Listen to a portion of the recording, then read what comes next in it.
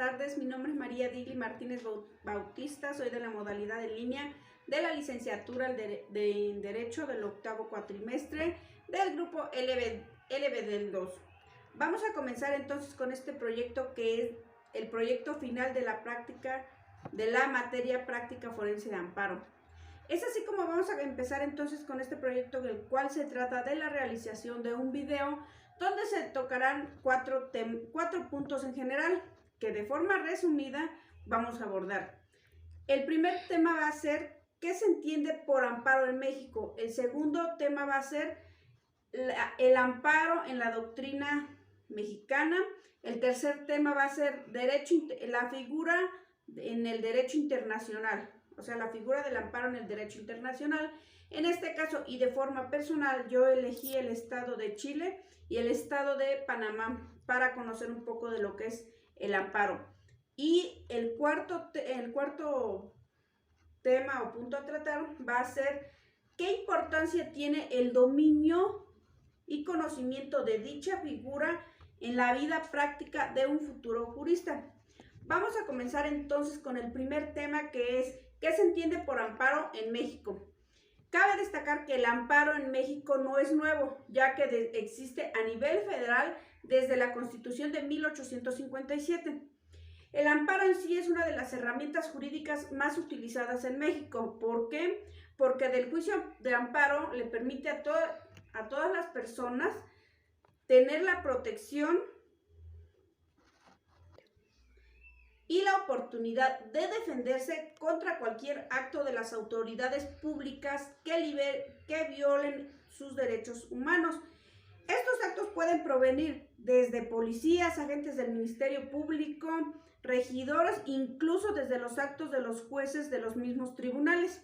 En términos llanos, el amparo es un medio de defensa que las personas tenemos para protegernos ante los tribunales, los derechos que reconoce nuestra Constitución, así como cuando consideremos que una autoridad está violentando los propios derechos individuales de las personas, que en este caso son los derechos humanos.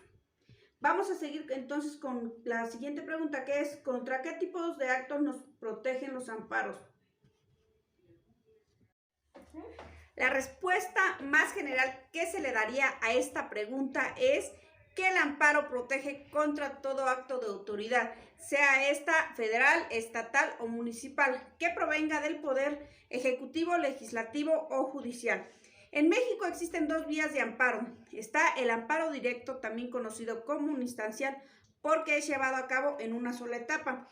Y está el amparo indirecto, que es conocido como vistancial, porque es llevado a cabo en dos etapas.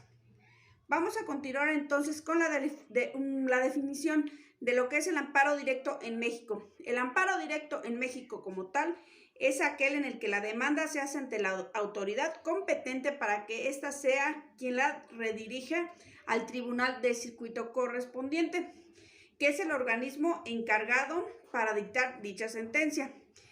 El amparo directo protege contra sentencias definitivas, laudos judiciales y sentencias que pongan fin a un juicio llevado a cabo por algún tribunal. El tipo de tribunal que puede ser es judicial, agrario, administrativo o laboral. Vamos a continuar entonces con lo que es, además se tiene que agotar todas las instancias ordinarias, todos los recursos ordinarios que estén establecidos en la ley, que de alguna manera puedan revocar o modificar una resolución. Cabe hacer una mención especial que en este tipo de sentencias que provengan de un amparo directo ya no procede ningún otro recurso. No es como en las sentencias del amparo indirecto, que ahí todavía tiene cavidad además recursos. Vamos a continuar entonces con lo que es el amparo indirecto en México. Por su parte, el amparo indirecto es aquel que se lleva a cabo la demanda, la cual se presenta ante el juez de distrito, que es quien resuelve. Sin embargo, en este caso, la resolución puede ser revisada por el tribunal de circuito. De ahí viene su término de indirecto. Dicho amparo indirecto protege contra resoluciones que no provengan de tribunales judiciales, de trabajo, agrario o administrativo, o que contengan actos de imposible reparación. En este caso, ¿qué recursos proceden en las sentencias de un amparo indirecto? Los recursos que proceden en las sentencias de un amparo indirecto es el recurso de revisión contra las resoluciones siguientes. En este caso son las que conceden o nieguen la suspensión definitiva, así como las que modifiquen o revoquen el acuerdo en el que se conceda o se niegue la suspensión definitiva. Vamos a continuar entonces con el tercer subtema, en el cual es el derecho internacional de esta figura de amparo. En este caso vamos a empezar con lo que es el amparo en el estado panameño. Es así como vamos a empezar entonces con este tema. Hace unas semanas se llevó a cabo la comparación del derecho internacional de esta figura en el avance del proyecto final de la materia ya mencionada arriba. Por mi parte, pues es como les comenté hace un ratito, yo hice mi comparación porque me parece el estado de Panamá una figura muy diferente a los demás estados, me llamó mucho la atención. Es entonces así como vamos a comenzar con lo que es el amparo en Panamá. Cabe hacer una mención especial y saliéndonos un poquito del tema que ya se estaba por comenzar, que México ha servido de inspiración a diferentes países, especialmente los países de América Latina, que han adoptado figuras similares para revisar que los actos de las autoridades se apeguen a su constitución de los estados correspondientes. Incluso ha tenido influencia en el ámbito internacional en el aspecto de los derechos humanos. Entonces, volviendo al tema que es el amparo en el estado de Panamá, vamos a comenzar entonces con la pregunta: ¿qué es el amparo en Panamá? La Constitución de 1941 introdujo la institución del amparo en Panamá con la denominación de recurso de amparo de garantías constitucionales. Es ahí donde está la primera diferencia con el amparo en México.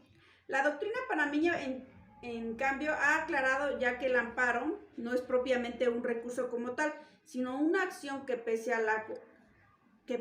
a que las constituciones panameñas han conservado esa denominación por la temprana caracterización del amparo como un recurso extraordinario. En el artículo 189 de dicha constitución panameña reza referente al amparo de la siguiente manera: toda persona contra la cual se expida o se ejerce por cualquier funcionario público una orden de hacer o de no hacer que viole los derechos de dicha persona, así como sus garantías que esta Constitución consagra, tendrá derecho a que la orden sea revocada, ya sea a petición suya o a petición de cualquier persona que la ley determine. La forma de este procedimiento sumario, el cual es el amparo de las garantías constitucionales. En este aspecto vamos a hacernos una pregunta: ¿quién puede interponer un amparo en el estado de Panamá? El recurso de amparo solo puede interponerse por la parte agraviada, entendiéndose como tal a toda persona natural o jurídica, a quien perjudique o esté en peligro inminente de ser perjudicada por toda disposición, acto o resolución en general, toda acción o omisión de cualquier funcionario, autoridad o agente de las agencias investigadoras. Casos en los que procede el amparo en el estado panameño es la acción de amparo de garantías constitucionales podrá interponerse contra las resoluciones judiciales con la sujeción a las siguientes reglas, es decir, se tiene que cumplir un cierto requisito de reglas para poder llevar a cabo la acción del amparo. En este caso, la primera regla sería la interposición de la demanda de amparo, la cual no suspenderá la tramitación del proceso en el que se dictó la resolución judicial impugnada o en este caso su ejecución, salvo que el tribunal o a quien se dirija la demanda considere indispensable suspender la tramitación o la ejecución para evitar que el demandante sufra prejuicios graves, evidentes y de difícil reparación. La segunda regla en este caso va a ser que solo procederá la acción de amparo cuando se haya agotado los medios necesarios y los trámites previstos en la ley para la impugnación de la resolución judicial de que se trate.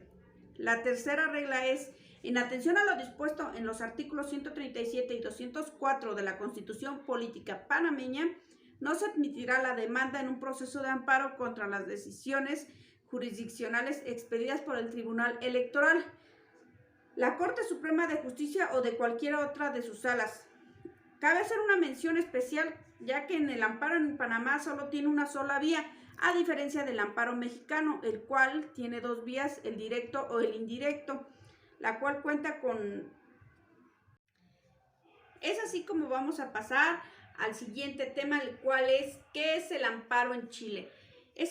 El amparo en Chile como tal es aquella acción que la Constitución concede a toda persona detenida, presa o arrestada con infracción de la Constitución o a la ley, o que sufra cualquier privación, perturbación o amenaza en su derecho a la libertad personal o seguridad individual. La libertad personal en ese aspecto es el derecho que tiene toda persona para residir y permanecer en cualquier lugar de la República, así como trasladarse de una forma libre cuando le desee de un punto a otro y entrar y salir del territorio nacional, siempre y cuando cumpla con las normas vigentes. En el estado de Chile, esta figura procesal procede cuando el afectado sea llevado frente a un juez para que revise la legalidad de la privación de la libertad. Si es en el caso, se decretará su libertad inmediata o se pondrá al individuo a disposición del juez competente. De una forma general, se busca restablecer el derecho vulnerado y asegurar la debida protección del afectado. Vamos a hacer una observación un poquito más detallada respecto a cuántas vías de amparo existen en Chile. En Chile existen dos tipos de vías de amparo. En este aspecto está la primera, la cual es la vía correctiva, la cual trata de buscar corregir un arresto, detención o prisión producida con infracción a la Constitución o a la ley misma. La segunda vía de amparo es el amparo preventivo, que busca prevenir toda perturbación o amenaza a la libertad personal, así mismo como la seguridad individual.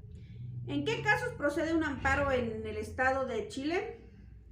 El amparo procede en toda persona natural, puede ser el propio afectado el que lo presente o cualquier otra persona a su nombre. Aquí en dicho amparo del estado de Chile, lo que más me sorprendió en este caso fue, aparte de las dos vías, por un lado tenemos al correctivo y por el otro que está el preventivo, y una de las cosas que me siguió sorprendiendo es que en el estado de Chile no se necesita un abogado para poder presentar un amparo, sino que lo puede presentar cualquier persona que tenga interés en la solución del amparo. Es así entonces como de una forma resumida del punto que de forma personal que a mí me pareció más importante, es que mientras en Chile no se necesita un abogado para presentar dicho amparo, en México la figura del amparo es una figura más compleja. Por su parte, en el estado de Panamá es una forma, por decirlo, más sencillo, ya que hasta ahorita los juristas no se han tomado el tiempo de irlo perfeccionando poco a poco. Vamos con el último punto, el cual es ¿cuál es la importancia de tener el dominio y el conocimiento de esta figura procesal para la vida del futuro jurista? Es así que de forma personal creo que los principales retos que enfrenta un futuro jurista o el jurista recién egresado de la facultad es obtener una oportunidad del empleo para que así de esa manera pueda ir llevando a cabo la experiencia laboral y así poder llevar a cabo lo que se aprende en la facultad respecto al derecho, porque son cosas muy diferentes lo que es la teoría y la práctica, y no me refiero únicamente a lo que concierne a la carrera de Derecho, sino a la gran infinidad de carreras que existen. Pero regresando al tema principal, que es los retos a enfrentar del futuro jurista en cuestión de materia de amparo, es saber la aplicación con claridad, los alcances de la misma, la estructura, la procedencia y las jurisdicciones. Todo y cada uno de los elementos que conlleva el amparo en lo jurisdiccional, en sus dos clasificaciones, ya sea la vía indirecta o la vía directa. De forma personal, creo que para amortiguar un poco los retos que se avecinan, como estudiante debemos ir más allá de lo que son los profesores, lo que nos enseñan en la escuela, porque creo que de forma personal nuestra obligación como alumnos es buscar más fuentes de aprendizaje de dicho tema, ya sea en el YouTube, en libros, en tareas, en trabajos. Existe gran infinidad de material para poder ir aprendiendo más. En fin, para profundizarnos en el tema y reforzar lo aprendido en las aulas y poder llevarlo a la práctica diaria de lo que es un jurista. Bueno, en este aspecto doy por terminado dicho proyecto, pues espero haber cumplido con las especificaciones del docente y pues pase muy buena noche.